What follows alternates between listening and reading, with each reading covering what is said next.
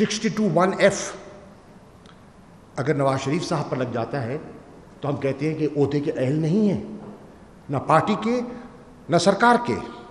और अगर 62(1)(f हम पे लागू हो जाए तो उसका यार्डस्टिक और हो जाए। ये धुआंधार किस्म के जो है ना बातें, ये आज की बात नहीं है। ये वक्फे से इस तरह के ये साहब जो हैं ये फरमाते रहते हैं। तहरीके इंसाफ का कारकुन ज़हनी तौर पर इसको कबूल नहीं कर पा रहा। पीटीआई के वर्कर का जो आज रद्द अमल था ट्विटर के ऊपर और हर तरफ, वो आपके सामने है।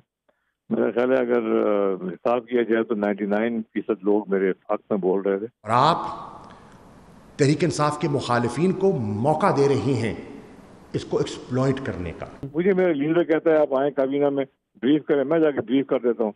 अब अगर किसी को इससे तकलीफ होती है तो वो खुद जाके संभालें इस चीज को, मेरे से कोई ताल्लुक नहीं है। जब आप आगे बैठते हैं तो आप इस वक्त के चीफ जस्टिस जनाब आसिफ सईद खोसा के फैसले की तस्दीक होती है। मेरा लीडर है इमरान खान।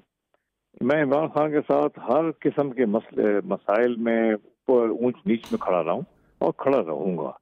अब अगर इमरान खान साहब मुझे कहते हैं कि आप काबीना को ब्रीफ करें ज़राअत के बारे में, तो आप कुरैशी साहब जो हैं वो जाके इमरान खान से कहें कि आप गलत कह रहे हैं और आपको ये नहीं करना चाहिए और आप गलत फैसले कर रहे हैं। वो कहें जाके उनसे खुद ही बात करें। जब आप आकर मीटिंग्स को प्रिजाइड करते हैं तो उस पर एतराज उठते हैं और बात छुपती नहीं है। तो खान साहब ने कहा कि मुझे पता क्या हो रहा है। जहांगीर तरीन एग्रीकल्चर के मामले में एक एक्सपर्ट है जिसको मैंने जिम्मेदारी दी हुई है और उनको मैं रिक्वेस्ट करूंगा कि अगली कैबिनेट मीटिंग में वो आके ब्रीफ करें। जब आप असूलों पर सियासत करते हैं जो इमरान खान ने की है तो उसको पजीराई मिलती है। बादशाह साहब को अल्लाह करे कि थोड़ा सब्र आए। मैं यही दुआ कर सकता हूँ इनके लिए।